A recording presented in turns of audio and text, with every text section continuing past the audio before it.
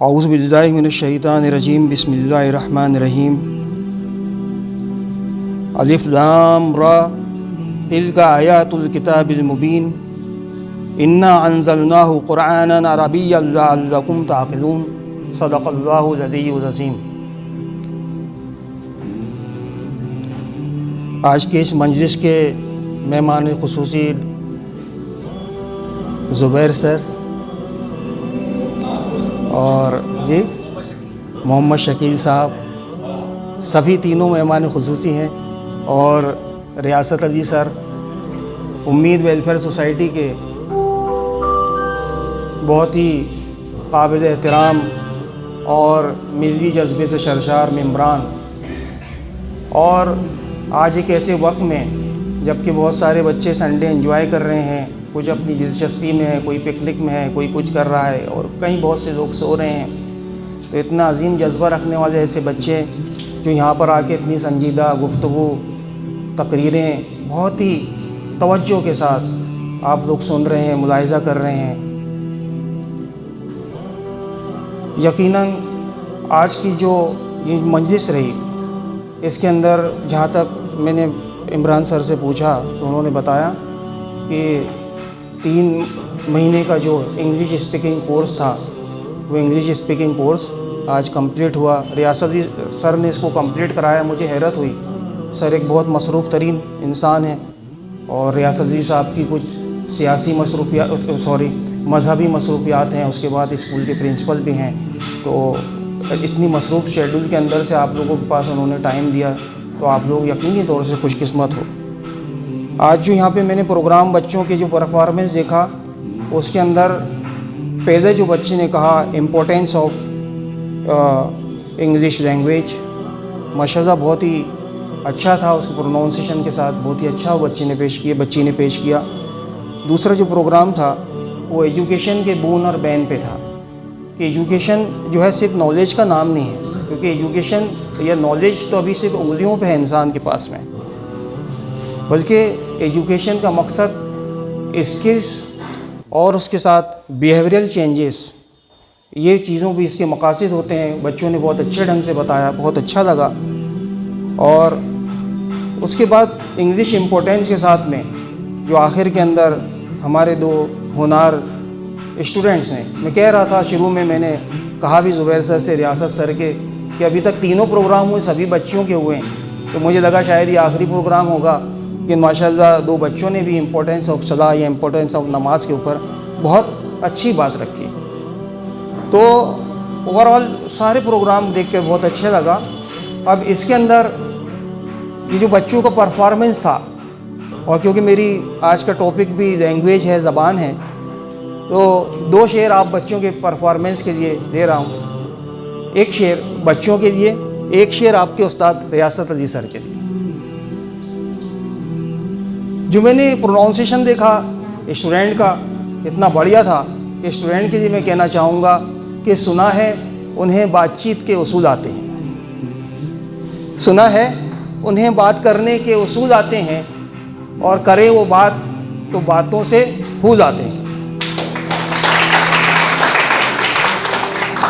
बच्चे बात कर रहे थे पूरे चारों प्रोग्राम, मेरे को ऐसा लगा कि मानो बातों से फूल आ रहे हैं। और अगला शेर रियासत अली सर के लिए है कि सुना है कि उनके पढ़ाने में है ऐसी मिठास कि बुखार हो तब भी बच्चे कोचिंग और स्कूल आते हैं।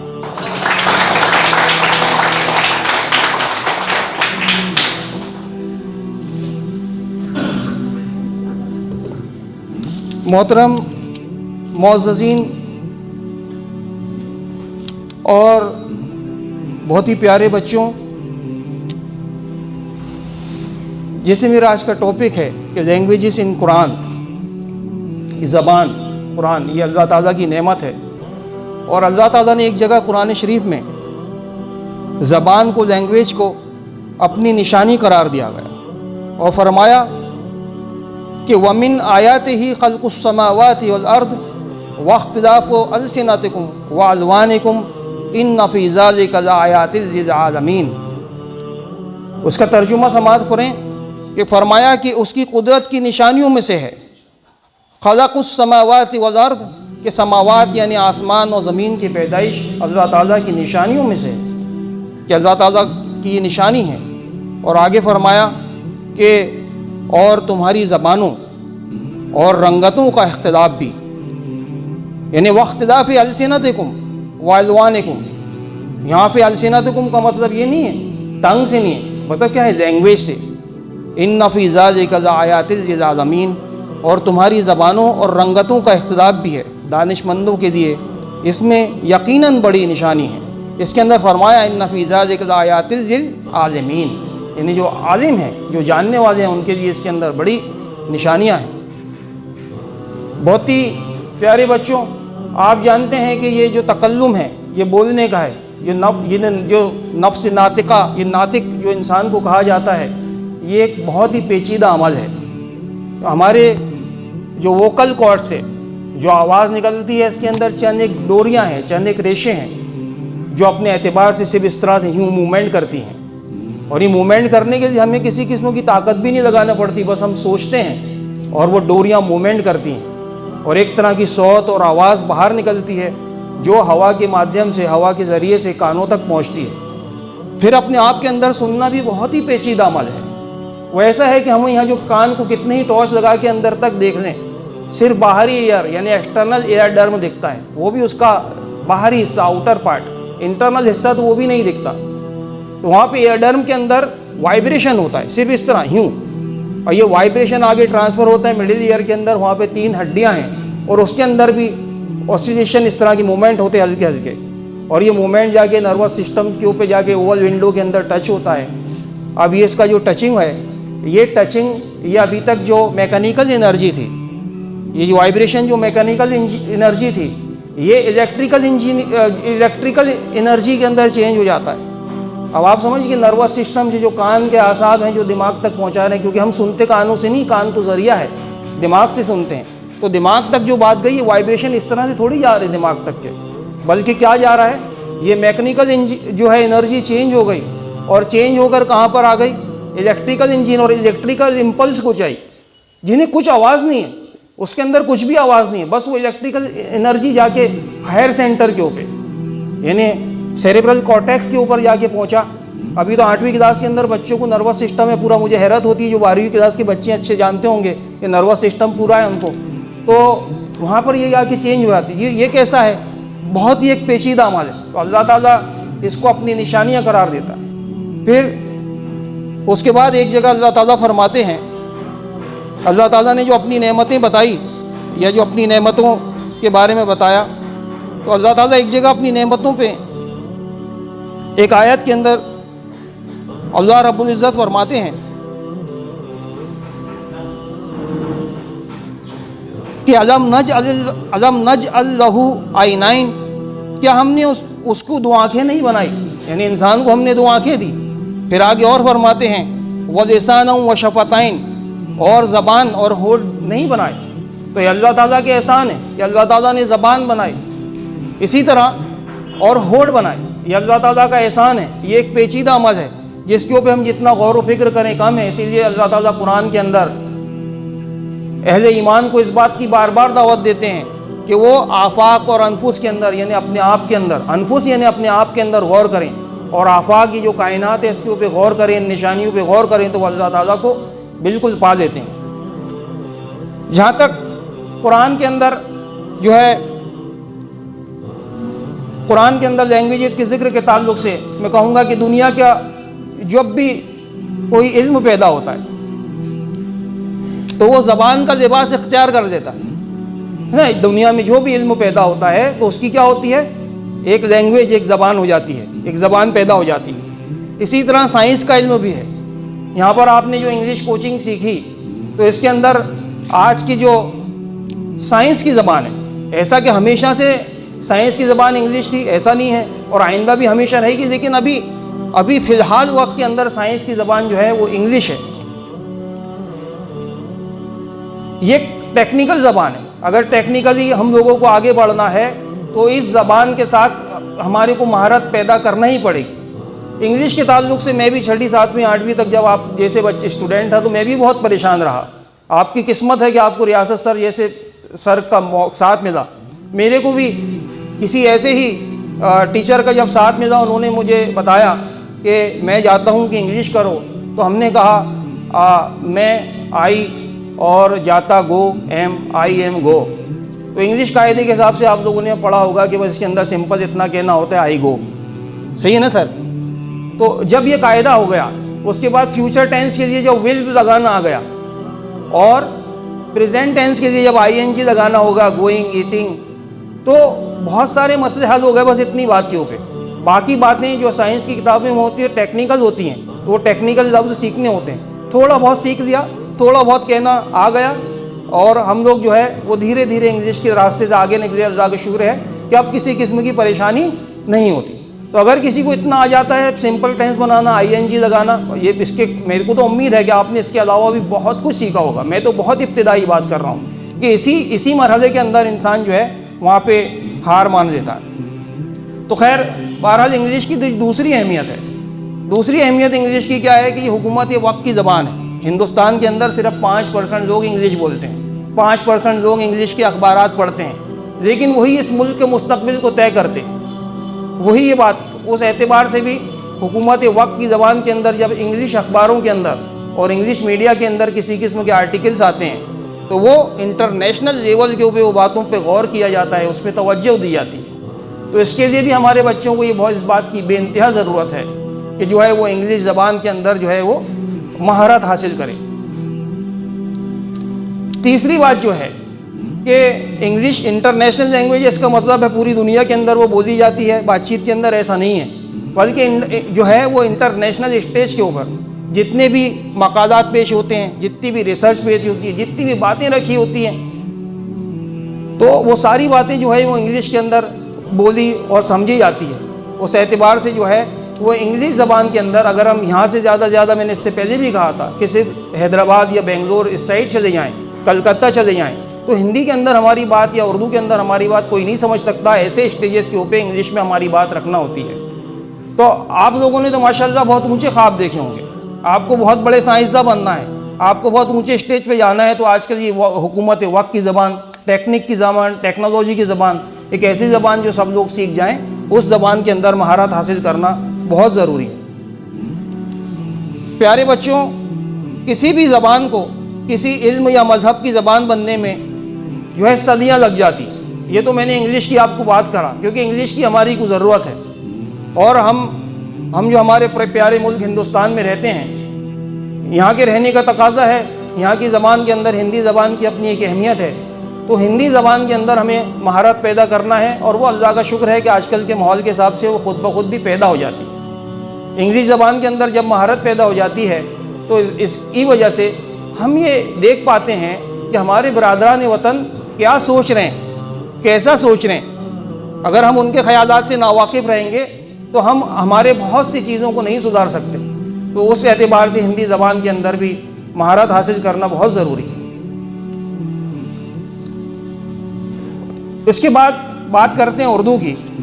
तो जहाँ तक ये बात है कि इस्लाम जो है वो एक इल्म के तौर पर 3 ज़बानों में डेवलप हो गया है। 3 ज़बानों में डेवलप हुआ। एक तो अरबी ज़बान है, वो तो उसकी मूल ज़बान है कुरान पाक की। दूसरी ज़बान जो उसके अंदर है वो फ़ारसी है। बड़ी हद तक कि अभी फ़ारसी का चलन कम हो गया। ज़ुबैर सर को मालूम होगा, बोस्तान वो शेख सादी और रियासत सर को भी पता होगा कि मुकम्मल तौर से उर्दू जानने के लिए जो शोरा हजरात हैं वो कहते हैं जो फ़ारसी नहीं जानता हम उसे शायरी नहीं समझते। तो मुकम्मल तौर से उर्दू ज़बान जानने के लिए बहुत ज़रूरी है। उसके अलावा जो तीसरी ज़बान है वो उर्दू ज़बान है। तो इस्लाम का जो इल्मी वर्सा है वो बड़ी मुकम्मल बहुत हद तक के उर्दू के अंदर मुंतकिल हो गया। उर्दू के अंदर बड़ी बड़ी शख्सियात पैदा हो गई। अब अगर हम तो सिर्फ जो है एज ए टूल इंग्लिश का इस्तेमाल करना चाहते हैं, लेकिन अगर हम उर्दू ज़बान को भूल जाएंगे तो समझ लीजिए कि हम अपनी जड़ों से भी कट जाएंगे। तो इसके अंदर उर्दू के अंदर महारत पैदा करना, क्योंकि हमारा जितनी इल्मी वर्सा है, जितनी तफासिर लिखी जा चुकी हैं, जितनी सीरत तैयबा पे किताबें लिखी जा चुकी है, उर्दू में एक बड़ा ज़ख़ीरा है। उसको ट्रांसफ़र करना, उसका ट्रांसलेशन करना एक जो है वो तवील मरहला हो सकता है। प्यारे बच्चों, ज़बान का जो ताल्लुक़ है, तो ज़बान की हमारे लिए सिर्फ अहमियत इसलिए नहीं है कि वो हमारा ज़बान एक हमारा ख़याल है, ज़बान हमारा एक जज्बा है। ज़बान जो है वो मोड ऑफ ट्रांसमिशन है, बल्कि ज़बान जो है, ज़बान की शुरुआत जो होती है वो अल्फाज से होती है, वर्ड से होती है, ज़बान की वर्ड से होती है। और जब अल्फाज होते हैं तो उसी की वजह से हमारे जहन में मुख्तलिफ़ किस्म के ख़यालात पैदा होते हैं। समझ रहे हैं ना बात को, कि अल्फाज से क्या होते हैं, ख़याल बनते हैं। और जब ख़याल मुस्तहकम होता है तो यहाँ से ख़याल से जो है वो इंसान अमल पे आमादा होता है। ठीक है, ख़याल से अमल पे आमादा होता है, पीछे वाले भी कहेंगे तो अच्छा लगेगा। उसके बाद हमारे जो अमल होते हैं ना, वो हमारी आदतें बन जाती, अमल हमारी आदतें बन जाती।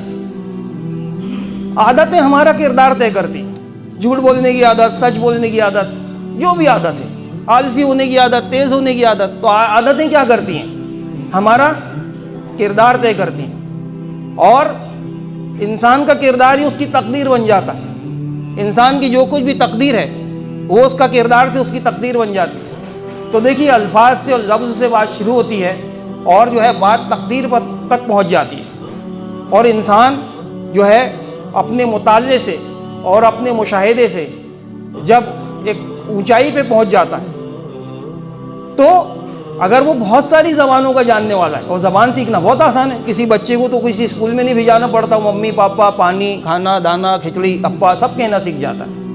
इसी तरह ज़बान सीखना क्या है, बहुत आसान है। मैंने कहा कि इब्तिदाई तौर से अगर कोई सिखा दे कोई इंसान, इब्तिदाई तौर से बहुत जल्द जो है वो इंसान ज़बान को सीख लेता है। तो इसके लिए मैं कहता हूँ आज हमारी ज़िम्मेदारी है कि इंग्लिश के अंदर हम बात करें।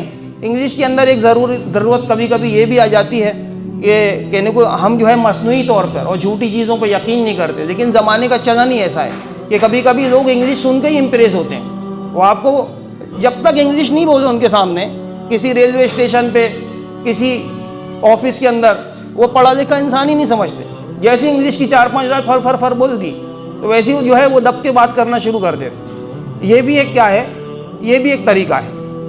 इंग्लिश का एक इस्तेमाल थोड़ा सा मजाकिया भी है, लेकिन मेरा वाकई जो है वो डायरेक्ट ऑब्जर्वेशन है कि वो जब किसी को गुस्सा आता है, और ख़ुसूसन लड़कियों को, तो वो हिंदी बोलते बोलते एकदम इंग्लिश में गाली या कुछ भी बोलने लगते। तो इंग्लिश ज़बान के अंदर एक फ़ायदा क्या है कि गुस्सा उतारने का भी क्या है, एक अच्छा ज़रिया है। और मैंने कहा कि देखो, इम्प्रेशन के लिए भी एक अच्छा ज़रिया है और आगे तरक्की करने के लिए भी एक अच्छा ज़रिया है। ज़बान के बारे में अगर हम देखें तो देखो, अल्लाह ताला ने सबसे गुफ्तगू की, अल्लाह ताला ने इंसानों से भी गुफ्तगू की, और अल्लाह ताला ने जितनी भी उनकी मखलूक़ात हैं, सूरज है, चाँद है, सबसे अल्लाह ताला गुफ्तगू करते हैं। लेकिन अल्लाह ताला ने जब इंसानों से ताल्लुक़ कायम करना चाहा तो अल्लाह ताला ने इंसान से जो है लफ्ज़ के ज़रिए ताल्लुक़ कायम किया। और अल्लाह ताला ने जो है अल्फाज यानी जो बातचीत यानी अपनी ज़बान जो है वो कुरान मजीद को नाजिल किया। तो अल्फाज की या ज़बान की गुफ्तगू की ये भी बेइंतहा अहमियत है। तो जितना अल्फाज का हमारे पास ज़ख़ीरा होगा, जितना हमारा मुताल्ला होगा, जितनी ज़बानों को हम जानेंगे, इंशाअल्लाह ताला इतना ही हमारे साथ फ़ायदा होगा। मैं बहुत शुक्रगुज़ार हूँ उम्मीद वेलफेयर सोसाइटी के मेम्बरान का, अहदेदारान का, कि उन्होंने मेरे को यहाँ पे चंद अल्फाज बोलने का मौका दिया। और मैं बहुत ही शुक्रगुज़ार हूँ आप सब प्यारे बच्चों का भी कि आपने इतने तहम्मुल के साथ इस पूरे प्रोग्राम को सुना और इतनी दिलचस्पी के साथ बैठे रहे। जज़ाकल्लाह खैर। अस्सलामु अलैकुम।